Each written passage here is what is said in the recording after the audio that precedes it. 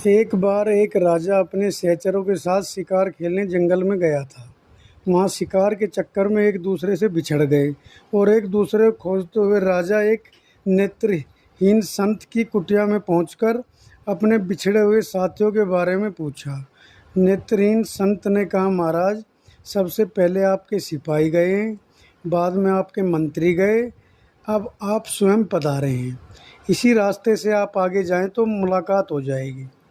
संत के बताए हुए रास्ते में राजा ने घोड़ा दौड़ाया और जल्दी ही अपने सहयोगियों से जा मिला और नेत्रहीन संत के कथनानुसार ही एक दूसरे से आगे पीछे पहुँचे थे। यह बात राजा के दिमाग में घर कर गई कि नेत्रहीन संत को कैसे पता चला कि कौन किस ओहदे वाला जा रहा है। लौटते समय राजा अपने अनुचरों को साथ लेकर संत की कुटिया में पहुंचकर संत से प्रश्न किया, आप नेत्रहीन होते हुए कैसे जान गए कि कौन जा रहा है, कौन आ रहा है? राजा की बात सुनकर नेत्रहीन संत ने कहा, महाराज, आदमी की हैसियत का ज्ञान नेत्रों से नहीं, उसकी बातचीत से होती है। सबसे पहले जब आपके सिपाही मेरे पास से गुजरे तब उन्होंने मुझसे पूछा कि हे अंधे, इधर से किसी के जाते हुए की आहट सुनाई दी क्या? तो मैं समझ गया कि ये संस्कार विहीन व्यक्ति छोटी पदवी वाले सिपाही ही होंगे।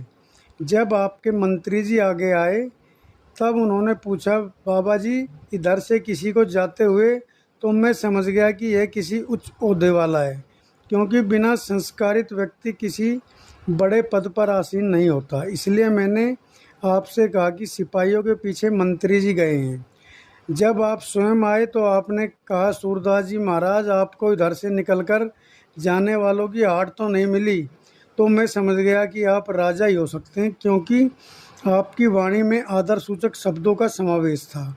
और दूसरे का आदर वही कर सकता है जिसे दूसरों से आदर प्राप्त होता है, क्योंकि जिसे कोई चीज़ नहीं मिलती तो वह उस वस्तु के गुणों को कैसे जान सकता है। दूसरी बात, यह संसार एक वृक्ष स्वरूप है।